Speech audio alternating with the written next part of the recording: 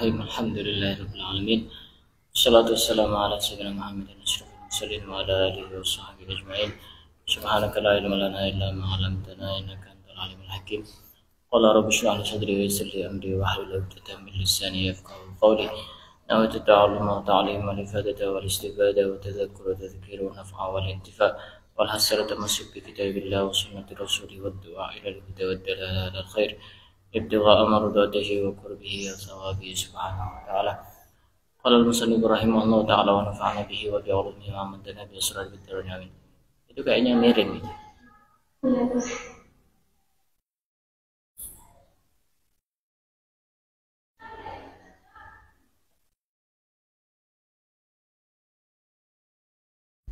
Maksudnya buku tidak usah di bawahnya tinggal digeser-geser aja. Di HP-nya biar tidak usah dilepas. Itunya.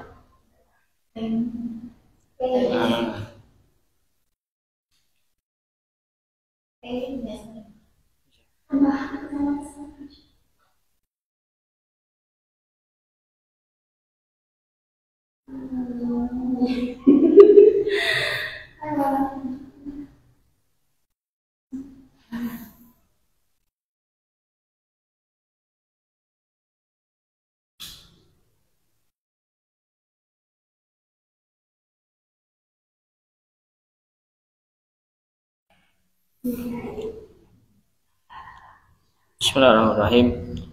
Baik, kita lanjutkan membaca kitab Wasailul Usul ila Syama'il Rasul yang dikarang oleh Syekh Yusuf bin Ismail An-Nabhani. Langsung saja kita lanjutkan pembahasan pada kesempatan hari ini. Afdhalus shadaqati juhdul muqilli wabda biman ta'ul. Sedekah yang paling afdal itu adalah sedekah pada saat kita sedang dalam kekurangan, dan itu pasti berat, makanya pahalanya juga besar.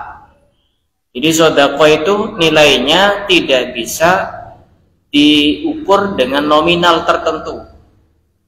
Satu contoh, misalnya orang cuma punya uang 1 juta, dia sedekahnya 500.000, maka itu sudah sangat banyak sekali dibanding dengan orang yang punya uang 10 juta dan dia sedekahnya misalkan 1 juta. Jadi tidak bisa diukur dengan nominal sedekah itu, tapi dilihat dari keadaan orang yang mengeluarkan sedekah itu sendiri. Makanya disebutkan di sini, wala syakka anna sadaqata bi syai'in ma syiddatil hajati ilaihi wasyahwati lahu afdal min sadaqatil ghani. Tidak diragukan lagi bahwasanya sedekah pada saat kita sedang membutuhkan sesuatu itu dan kita menginginkan sesuatu itu jauh lebih afdal daripada sedekahnya orang yang kaya. Makanya itu hal yang sangat sulit sekali. Dan bukan cuma itu,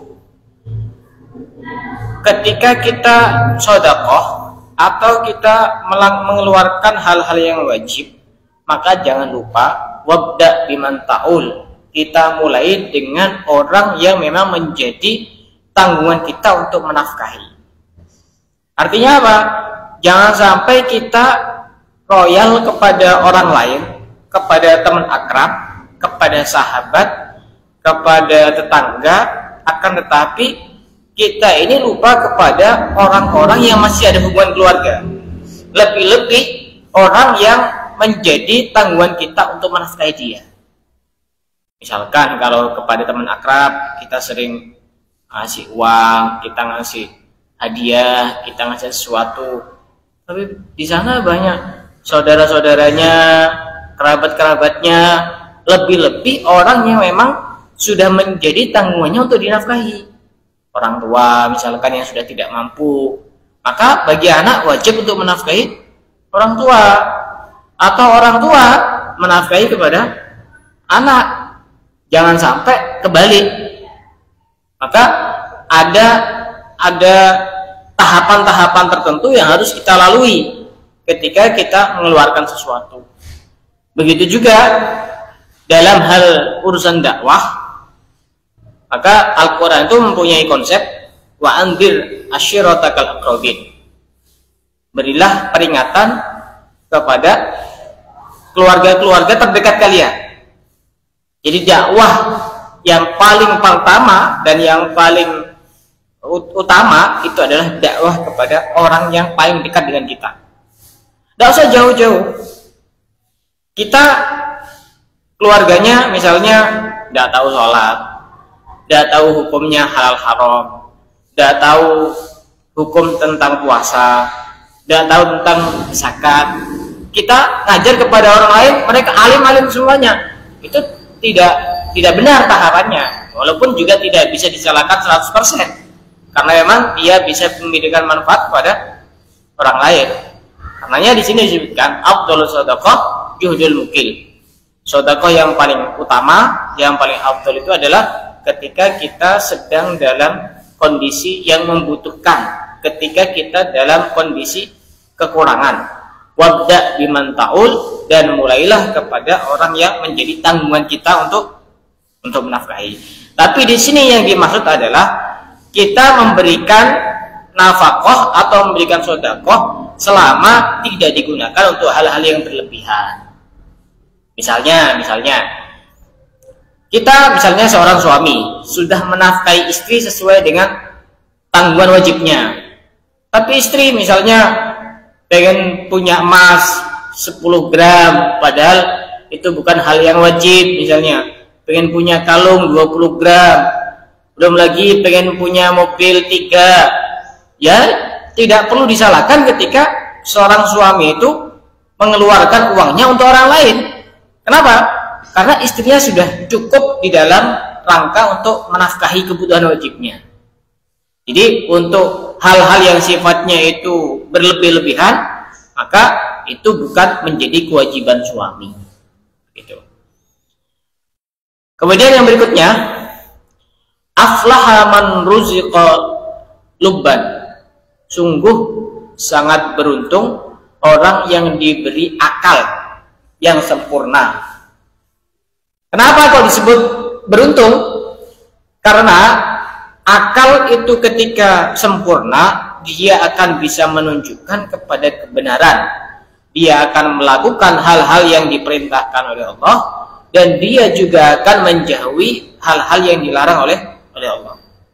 Semakin akal seseorang itu sempurna, maka dia akan semakin dekat dengan petunjuk kebaikan. Berarti kalau ada orang itu melanggar aturan-aturan Allah, dia tidak melakukan perintah-perintah Allah, ada yang bermasalah dengan akalnya. Makanya pernah ada sahabat itu menceritakan ada salah satu orang yang dia itu rajin beribadah. Maka Rasulullah itu langsung bertanya, itu orangnya cerdas atau gimana? Orang itu kalau cerdas itu dia banyak ibadah. Berarti sebaliknya, kalau akalnya itu tidak cerdas, akalnya itu tidak sempurna, maka dia cenderung untuk melanggar aturan-aturan Allah, dan dia cenderung dia tidak melakukan perintah Allah.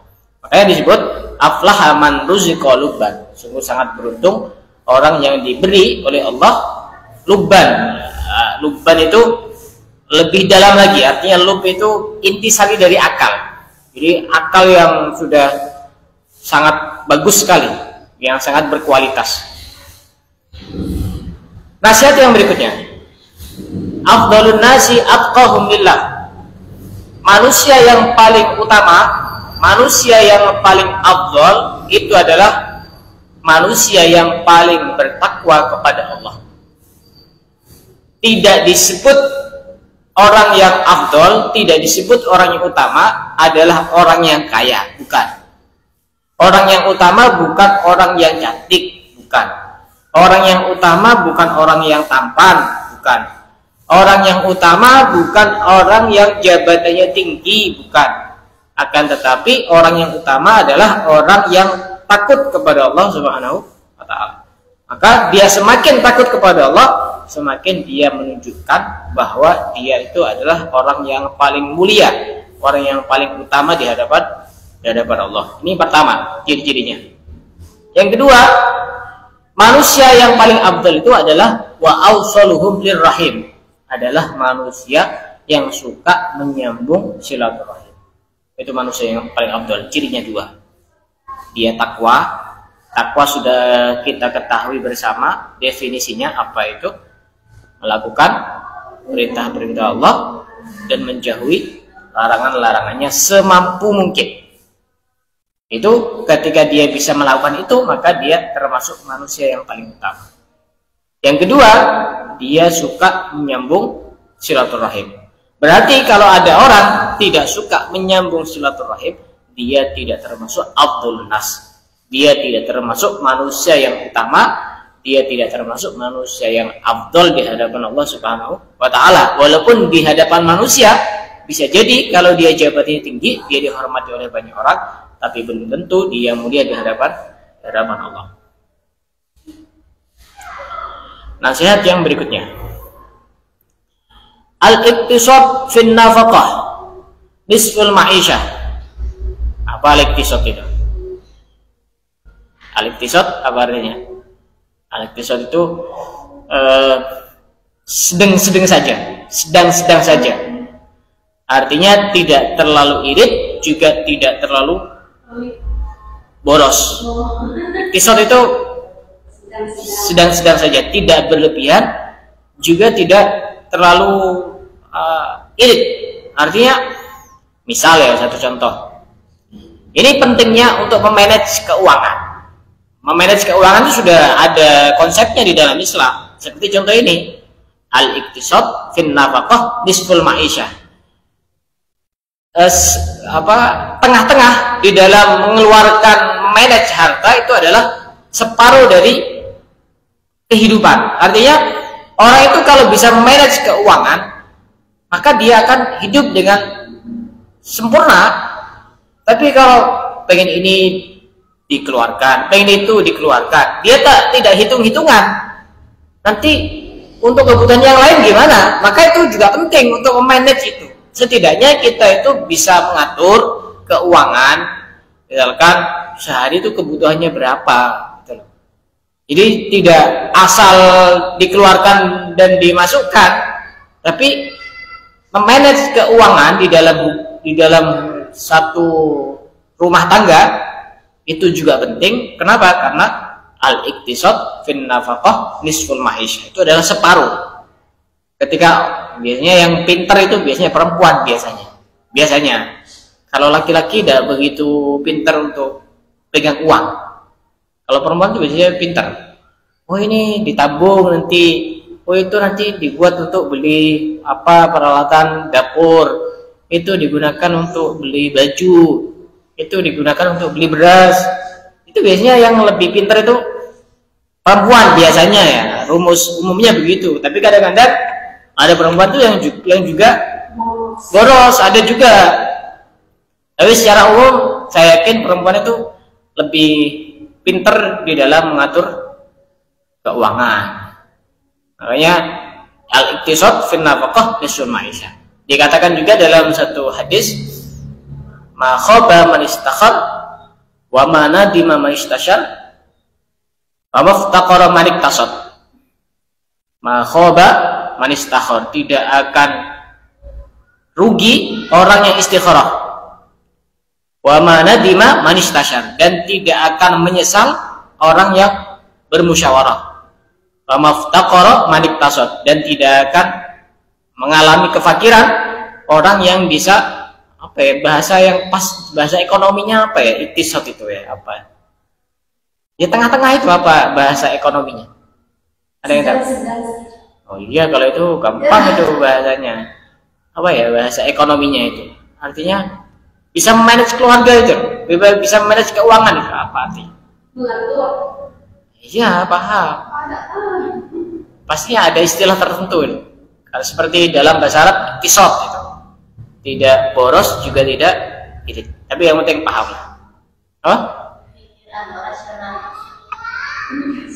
Pikirannya berarti.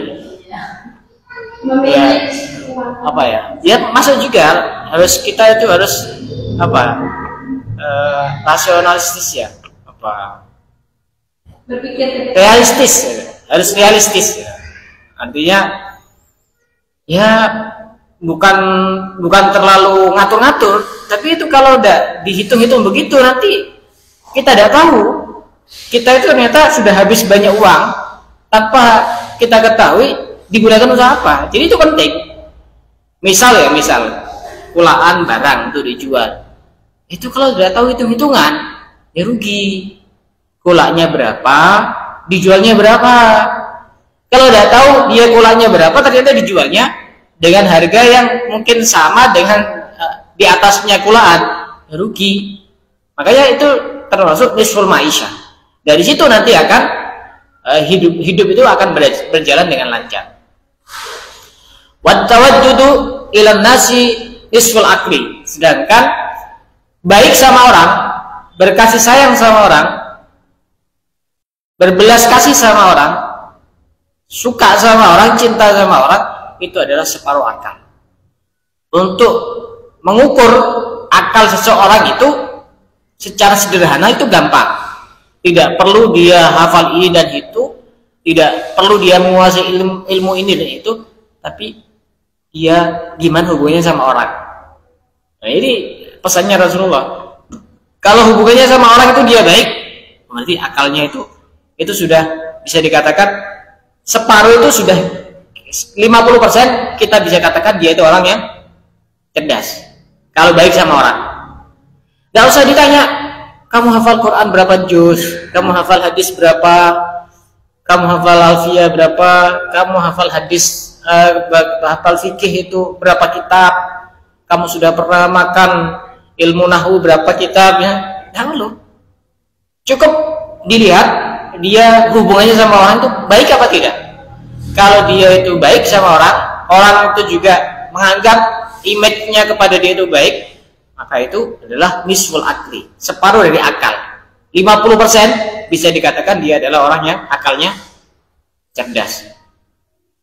Wa husnul su'ali nisful ilmi. Sedangkan orang yang bertanya dengan baik, artinya memang benar-benar tidak tahu, bukan karena pengen ngetes, bukan karena penasaran dan lain sebagainya, memang benar-benar ingin menambah ilmu, maka itu bagian dari separuh dari ilmu itu sendiri. Orang itu kalau suka tanya, dia pinternya cepat. Dia pinternya cepat dibanding orang yang tidak suka tanya. Tapi memang tujuan awalnya itu adalah dia pengen mengerti. Ada orang yang tanya. Ada, karena ada orang yang tanya itu bukan pengen ngerti, tapi ingin ada tujuan macam-macam, ingin ngetes. Kedua, ingin mempermalukan. Ketiga, daripada ada kegiatan, tanya, iseng, basa-basi. Tapi kalau dengan hati yang baik, niat yang tulus, dia pengen tanya, terutama kepada hal-hal yang wajib yang dia alami, maka itu adalah bagian dari nisful ilmi, separuh dari ilmu. Dia sudah mendapatkan separuh ilmu. Karena dulu itu orang banyak pinter karena banyak tanya. Sekarang kebalikannya, disuruh tanya malah tidak tanya. Kalau ditanya paham atau tidak paham, tidak tahu juga gitu. Padahal pertanyaan itu penting. Jangan putus asa. Misalkan bertanya tidak ada jawaban, ya bisa jadi masih belum bisa menjawab itu orang, tanya yang lain. Atau bisa jadi orangnya sibuk atau apa, lupa, tanya lagi, tidak apa. Saya yakin kalau orang yang ditanya itu adalah orang yang berilmu, dia tidak akan bosan untuk ditanya. Dan daripada, makanya kita itu jangan gampang takjub, jadi jangan gampang heran dengan kagum dengan orang yang ketika ditanya dia pasti menjawab. Justru tanda kebodohan seseorang, kata pengarang kitab Al-Hikam Ibnu Athaillah As-Sakandari, justru tanda kebodohan seseorang itu adalah ketika dia ditanya dia selalu menjawab. Itu tanda kebodohan seseorang. Kenapa? Wa ma utitum minal ilmi la qalila. Kita itu cuma diberi ilmu sedikit saja, tidak lebih. Di atas langit masih ada langit. Wa fawqa kulli dhi ilmin alim. Di atas orang yang berilmu masih ada banyak yang berilmu. Bisa jadi kita mengatakan, oh itu fulan orangnya alim, orangnya masya Allah menguasai kitab. Tapi ketika kita keluar dari tempat yang lain, oh ternyata tidak ada apa-apanya. Kita juga seperti itu. Jangan kita merasa bahwa kita itu orang yang paling pintar.